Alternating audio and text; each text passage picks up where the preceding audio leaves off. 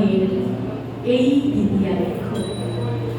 এখন শুরু হচ্ছে শ্যামা।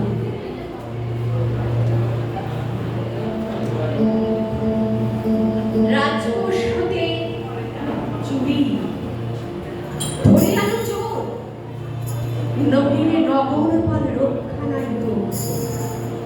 রবীন্দ্র কবিতা পরিশোধে এভাবেই এই কাহিনী শুরু। রাজার আদেশ, তাই রক্ষী দল বেরিয়ে পড়ে চোরের সন্ধানে পথে পথে।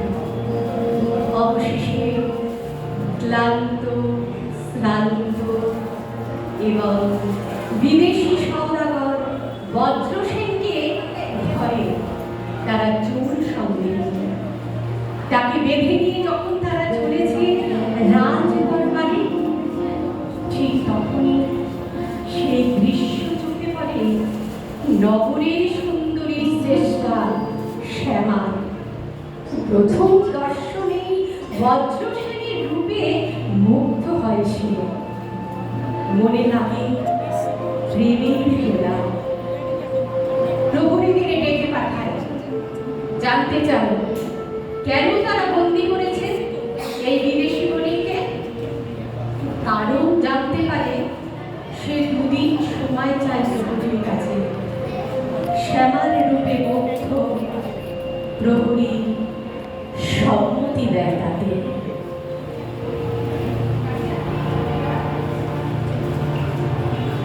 অবশেষে বজ্রসেন মুক্তি পান শ্যামার কারণে। তারপর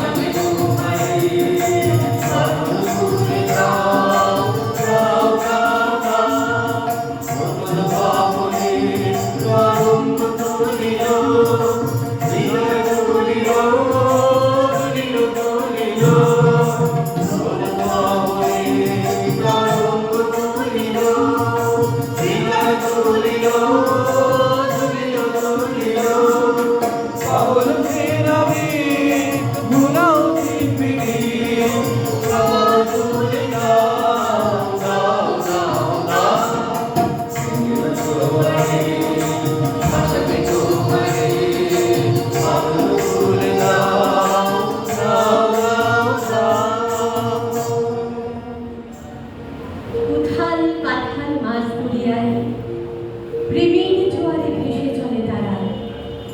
তবুও বজ্রসেন বারে বারে জানতে চান সেই না জানা কথা। হয়তো গোপন অপরাধ বলি সেবাকে দিয়ে বলিয়ে দেয় সেই কঠিন নির্মম সত্যটা।